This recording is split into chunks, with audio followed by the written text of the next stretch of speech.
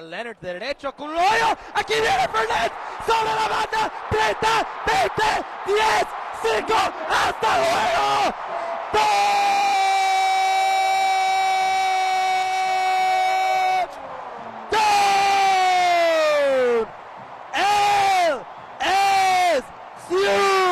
It's a voice that booms as the valley shakes.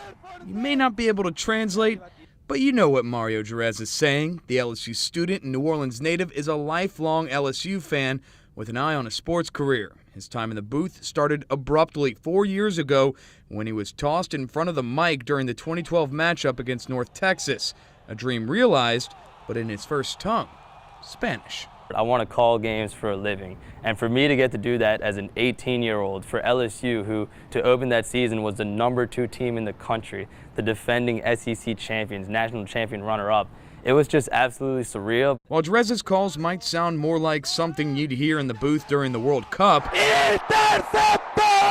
he draws a lot from his idols, Jim Hawthorne and Jim Henderson, who he grew up listening to during Saints games. I always try to study guys like that, you know, try to emulate them, see what I can pick up from them and mix in with my own style. So yeah, those two guys definitely I look up to a lot. Dale un hat trick at Darius Geis. His own style is unique in its own right, peppering plays with an enthusiasm unmatched in the press box. Sobre la banda, en la 30, en la 20, a la 10, se les. I definitely want to emphasize all the big plays for LSU whenever they happen. That's what came into forming my trademark call, the touchdown. It's just like goal in soccer, but you know, it's Americanized because it's for football.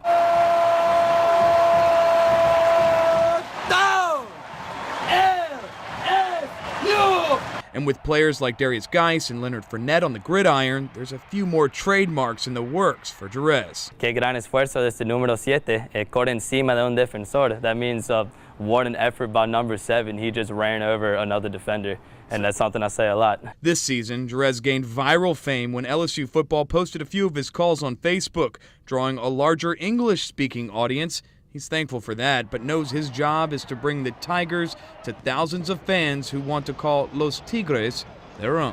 A lot of people, my parents included, kind of used LSU football as a way to ingrain themselves into the Louisiana culture. And I think that holds true in all other parts of the country. I think that you're going to see Spanish broadcasts in college football specifically pick up across America because it is a way for people to identify with this culture. It's an added bonus for Jerez, who seems to be living out his dream, something he hopes to continue, whether in English or Spanish, a life behind the mic, perhaps extended in Death Valley, where for him and his Spanish listeners, the chance of rain is nunca.